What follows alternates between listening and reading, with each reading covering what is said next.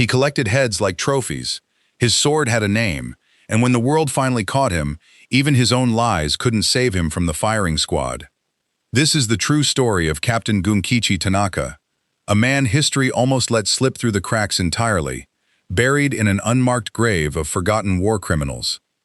If stories like this, the ones textbooks skip, the ones too dark for mainstream history channels, matter to you, hit subscribe right now and turn on notifications.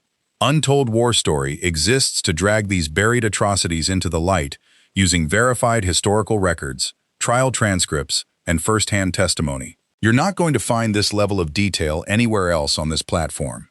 Let's go back to where it started, because this story doesn't begin with Tanaka. It begins with an empire running out of options. September 18, 1931. Manchuria, northeastern China. Japan in the early 1930s was an industrial powerhouse sitting on almost nothing. No significant oil reserves, no rubber, barely enough coal to keep factories running. Meanwhile, just across the border sat Manchuria, a region overflowing with the exact resources Japan desperately needed: iron ore, coal, timber, arable land for a growing population. So when Japanese military officers in the Kwantung Army wanted an excuse to seize the region, they didn't wait for Tokyo's permission. They manufactured a crisis. Officers planted a small explosive charge next to their own railway tracks near Mukden. The damage to the rails was almost cosmetic. Trains ran again within hours. But the story Japan told the world was very different. Chinese saboteurs had attacked Japanese infrastructure, and retaliation was justified. Within days, Japanese forces seized Mukden and began rolling across the region. By February 1932, all of Manchuria belonged to Japan. A puppet state called Manchukuo was installed, with a figurehead emperor and Japanese officers pulling every real lever of power. It would survive until Japan's surrender in 1945, a full 14 years built on one staged explosion. Historians still call this the Mukden Incident, and it's widely considered the opening act of World War II in the Pacific, years before Pearl Harbor made headlines in the West. Fast forward to the night of July 7, 1937. A Japanese army unit on maneuvers near the Marco Polo Bridge, just outside Beijing, claimed one of their soldiers had briefly gone missing.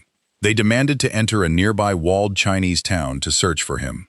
The Chinese garrison stationed there refused entry. A single gunshot rang out in the darkness. To this day, no one knows with certainty which side fired first. But that one shot, whoever pulled the trigger, ignited the Second Sino-Japanese War, an 8-year conflict that would eventually merge into the broader chaos of World War II and wouldn't end until Japan's unconditional surrender in September 1945. Japanese forces moved with terrifying speed. Beijing fell almost immediately. Then came Shanghai, and what followed there was nothing like the quick, decisive victories Japan expected. The Battle of Shanghai raged for 105 brutal days, involving nearly 1 million troops from both sides. Historians later nicknamed it Stalingrad on the Yangtze for its house-to-house intensity, its staggering casualty count, and the sheer stubbornness of Chinese resistance against a technologically superior invader. A young company commander named Gunkichi Tanaka fought in that meat grinder, leading men in the 6th Division's 45th Regiment. He survived Shanghai. What he did in the months that followed would define, and ultimately end, his life. General Iwane Matsui had one target left on the map: Nanjing, China's capital, sitting 300 kilometers inland along the Yangtze River. Matsui was convinced that capturing the capital would shatter Chiang Kai-shek's government entirely and force a quick Japanese victory. As Japanese troops advanced from Shanghai toward Nanjing, reports of atrocities began traveling faster than the army itself. 2 Japanese officers, Toshiaki Mukai and Tsuyoshi Noda, turned mass killing into a public spectacle, a documented contest to see who could behead 100 people first, using only a sword. This wasn't rumor or exaggeration.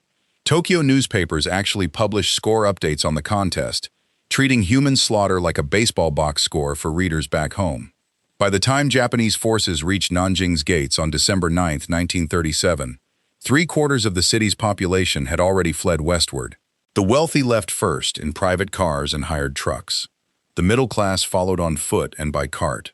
Those left behind were largely the poorest residents, including the ethnic Tanka boat-dwelling community, who had nowhere to go and no means to get there. A small group of foreign residents, including a German businessman and Nazi Party member named John Rabe, organized something remarkable under the circumstances: the Nanjing Safety Zone, a designated neutral area meant to shelter civilians from the coming violence. It ultimately protected roughly 250,000 Chinese civilians. There's a strange, almost impossible irony buried here. A card-carrying Nazi became one of the war's most effective protectors of Chinese lives, using his party membership as leverage with Japanese commanders, while his own government committed genocide an ocean away in Europe. Japan dropped surrender leaflets over the city, giving the defenders 24 hours to comply, warning explicitly that refusal meant no mercy. No formal response came by the deadline. On December 13th, Japanese forces, including Captain Gunkichi Tanaka, entered the city through its shattered gates. What followed over the next 6 weeks has almost no equal in modern history. Conservative estimates place the death toll at 300,000 civilians and disarmed soldiers, though the true number will never be confirmed. The chaos, mass graves, and destroyed records made an accurate count impossible even at the time. Chinese men of fighting age were rounded up by the thousands on mere suspicion of having served as soldiers. Many were innocent civilians, misidentified in the panic and confusion of a collapsing city. Thousands were marched to the banks of the Yangtze River and machine-gunned in groups. Others were killed with landmines, then set ablaze with fuel. Survivors who somehow lived through the initial attack were finished off with bayonets. Tanaka himself used his personal sword, nicknamed Sukehiro, as if it were a beloved companion rather than an instrument of slaughter, to kill more than 300 people, many of them by beheading. A wartime propaganda book titled Imperial Soldiers even published a photograph of him mid-execution, framed proudly as an act of heroism for Japanese readers back home. Ordinary citizens in Tokyo opened newspapers over breakfast and saw this glorified as patriotic duty. The sexual violence during this period reached a scale historians still struggle to fully document. Estimates range from 20,000 to 80,000 women raped, some as young as children, some elderly. Soldiers moved door to door hunting for victims systematically. One former Japanese soldier, Shiro Azuma, later gave chilling, unfiltered testimony about the mentality inside these units, describing how the violence became routine, almost bureaucratic, because silence and death protected the perpetrators from accountability. In the war's darkest documented moments, families were forced into unthinkable acts against one another. None of it was punished at the time. Instead, the Japanese military's official institutional response was to formalize and expand wartime brothels. Roughly 1/3 of Nanjing burned to the ground during this period, the fires visible for miles. By February 1938, the killing finally slowed as a Chinese-led, Japanese-controlled puppet government was installed.